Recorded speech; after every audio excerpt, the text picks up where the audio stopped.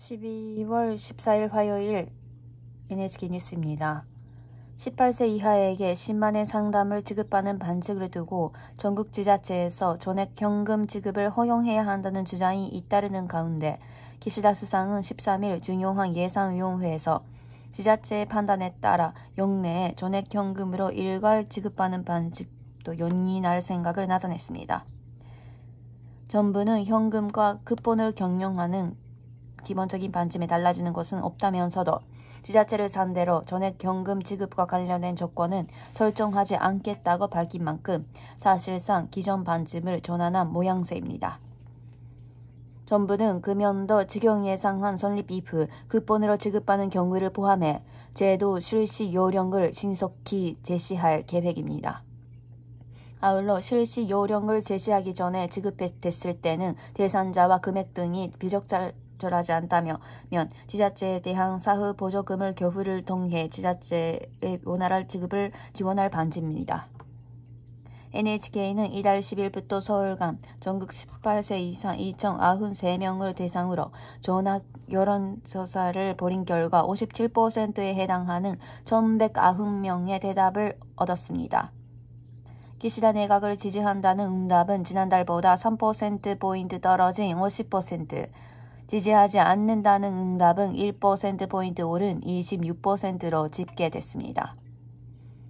3차 코로나19 백신 접종과 관련해 기시다 수상은 2차와의 간격을 원칙상 8개월에서 가능한 한 단축할 생각이라고 밝혔습니다. 3차 접종 시기를 앞당기는 것을 어떻게 생각하는지 물은 결과 앞당겨야 한다가 60%, 앞당기지 않아도 된다가 25%, 접종하지 않겠다가 9%로 나타났습니다. 그리고 연말 연시에 귀성이나 여행을 할지 물은 결과 귀성이나 여행을 하겠다가 11%, 귀성도 여행도 하지 않겠다가 66%, 미정이다가 18%로 집계됐습니다. 코로나19 확산이 이어졌던 지난해 같은 시기의 여론조사와 비교해 귀성이나 여행을 하겠다는 6%포인트 상승했지만 귀성도 여행도 하지 않겠다는 15%포인트 감소했습니다.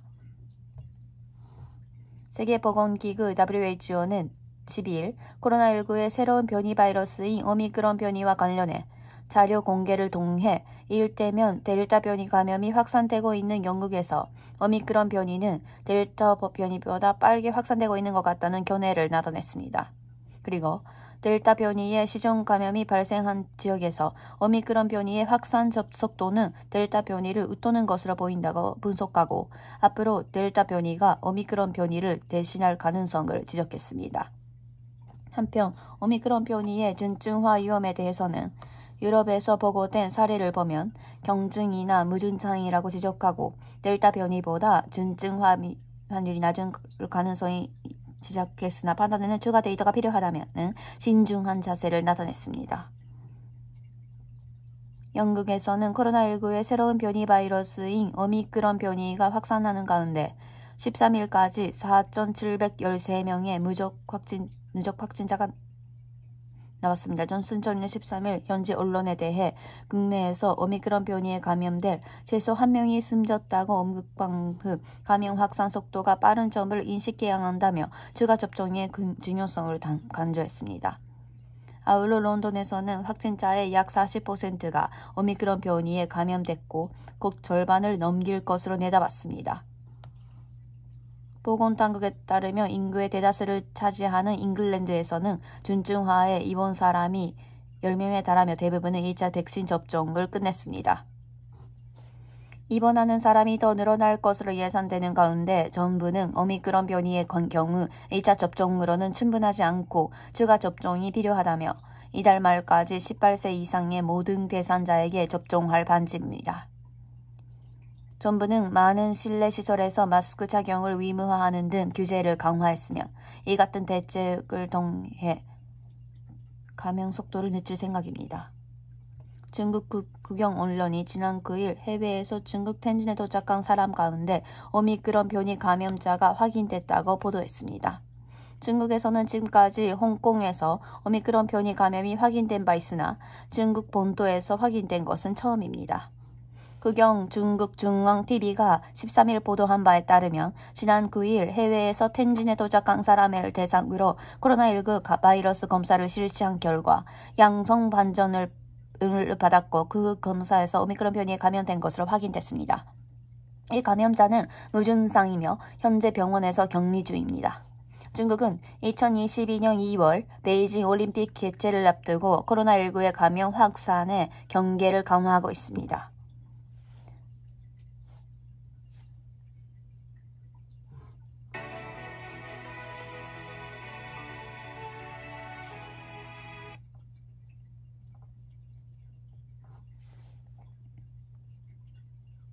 계속해서 다음 뉴스입니다. 미국 남부 등에서 큰 피해를 낸 토네이도로 인해 88명이 숨진 것으로 확인됐습니다. 미국 남부와中서부 6개 주에서는 10일 밤부터 11일 걸쳐 잇따라 토네이도가 발생해 건물이 무너지는 등 큰 피해가 발생했습니다. 이번 토네이도로 인해 남북 켄터키주에서 74명, 케네스주에서 4명, 아칸소주에서 2명, 중서부 일리노이주에서 6명, 미주리주에서 2명이 숨진 것으로 확인돼 5개 주에서 88명이 사망됐습니다. 부시와 켄터키 주지사는 13일 오후 회견을 열어 켄터키주 전역에서 109명과 연락이 닿지 않는다며 희생자가 더 늘어날 우려가 있다는 견해를 나타냈습니다. 현지에서는 구조를 기다리는 사람들의 생존율이 급격히 떨어질 것으로 예상되는 가운데 사흘간 수색 활동을 벌이고 있습니다. 타이완 국방부는 중국군의 침공과 관련해 훈련 면목으로 서태평양에 한 달에 집결지는 등 타이완을 포효한 뒤 공격으로 전환할 가능성이 있다는 분석을 종합해 최근 위해에 해당하는 입법원에 포봉했습니다. 그에 따르면 중국군은 우선 훈련목으로 타이완 맞은편에 있는 중국 남동쪽 연안부에 병력을 배치하고 서태평양에도 한 대를 집결시켜 타이완을 보유하는 형태를 취할 것으로 분석했습니다. 또한 훈련 형식에서 미사일 공격이나 상륙 작전으로 전환해 최대한 짧은 시간에 손실을 최소화하면서 타이완을 제압하려고 할 가능성이 있다고 분석했습니다. 한편 중국군은 현 시점에서 다수의 상륙부대를 한 번에 수송할 수 있는 장비나 전선의 진영 능력이 충분하지 않은 데다 미군과 일본 자위대가 중국의 움직임을 감시하고 있어 인도와 베트남 등과도 분쟁 중인 가운데 타이완 작전에 전력을 집중하기 어려운 상황에 처해 있다고 지적했습니다. 주구어정 대만 국방부 장관은 앞서 2025년 이후 중국군이 전면적인 타이완 침공 능력을 갖추게 된다고 언급한 바 있는데 이번 보고에서도 중국군의 압력이 계속해서 늘고 있다며 경계를 강화했습니다. 홍콩에서 2020년 6월 대한만 사건 희생자를 추모하는 무허가 집회 참가하도록 시민을 상용할 참여를 받고 있는 신문사 창업자 등 8명에게 홍콩 법원은 금고 4개월 반에서 1년 2개월의 실형 판결을 내렸습니다. 홍콩신문 빈발일보의 잠입자 지미라이 씨와 이미 해산된 민주파단체의 부대표 조한통 씨 등 26명은 2020년 6월 많은 시민이 대한만 사건 희생자를 추모하기 위해 공모에 모인 것과 관련해 무허가 집회에 참가하도록 시민을 선동한 혐의 등으로 기소됐습니다.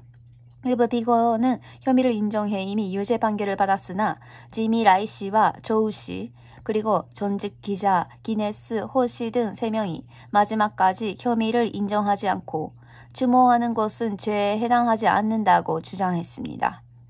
법원은 13일 지미라이 씨에게 금고 1년 1개월, 조우 씨에게 금고 1년, 호 씨에게 금고 6개월의 실형 판결을 내렸습니다.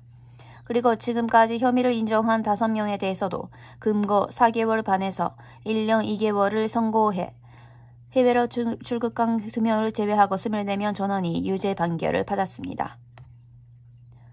대한만 사건 희생자 추모 집회는 홍콩에서 30년 이상에 걸쳐 해마다 개최되어 왔고 1997년 홍콩이 중국에 반환된 이후에도 집회의 자유를 상징하는 행사로 인식됐으나 작년과 올해는 코로나19로 1일 이후로 개최가 금지됐습니다. 집회를 주최한 단체에서는 그 후 홍콩 국가안전유지법 위반 혐의로 기소돼 지난 9월 해산했습니다.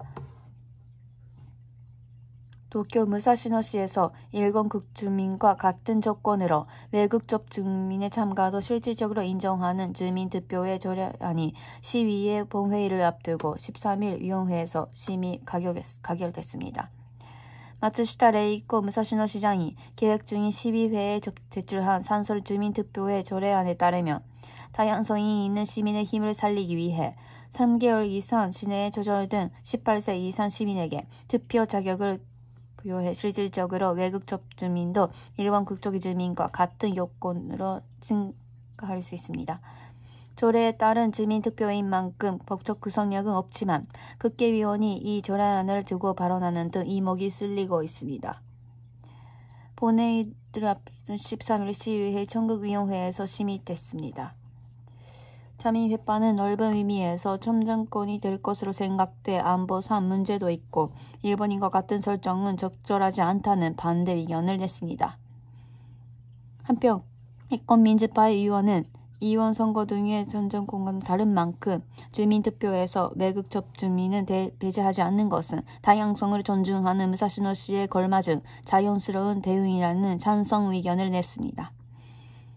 마츠시타 시장은 퍼블릭 코멘트와 의견 교환을 통해 시민의 의견을 수렴했다며 시의 공보 자료에도 투표 자격자에 외국적 주민을 포함한다는 사실이 눈에 띄도록 게재했다고 답했습니다. 13일 밤 위원장을 제외한 의원 6명의 위원회 투표결 결과 찬성 3명, 반대 3명의 동수가 나오면서 위원장의 판단에 따라 가결됐습니다. 이 조례안은 오는 21일 본회에서 최종 표결을 붙여질 예정입니다. 올 한 해를 한자 한 글자로 나타내는 올해의 한자에 실금자가 선정됐습니다. 올해의 한자는 교토시에 본부가 있는 일본 한자능력검정협회가 그 해를 나타내는 한자 한 글자를 일반 공모를 통해 뽑는 것으로 해마다 이 시기에 교토 기요미즈데라에서 발표됩니다. 올해에는 약 22만 3천 표의 응모 중 가장 많은 1,422표를 얻어 실금자가 선정됐습니다. 실금자가 선정된 것은 이 행사가 개최된 이래 4번째입니다. 협회는 선정 이유에 대해 도쿄 올림픽 패럴림픽에서 일본인 선수가 많은 금메달을 획득한 점과 오타니 쇼헤이 선수가 메이저리그에서 MVP, 올해 최우수 선수 영예를 안았고 장기의 후지소다 기사가 사상 최연소로 4강왕을 달성하는 등 각계에서 근접탑을 세우는 일이 있다는 점과 코로나19의 감염 확산으로 음식점에 대한 휴업 지원금과 급구금 등 돈에 관한 화제가 많았던 점을 들었습니다.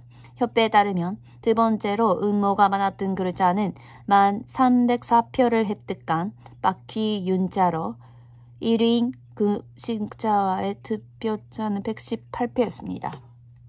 이상으로 뉴스를 마칩니다. 지금까지 담당해 전현빈 차연중이었습니다. NHK 여기는 도쿄입니다.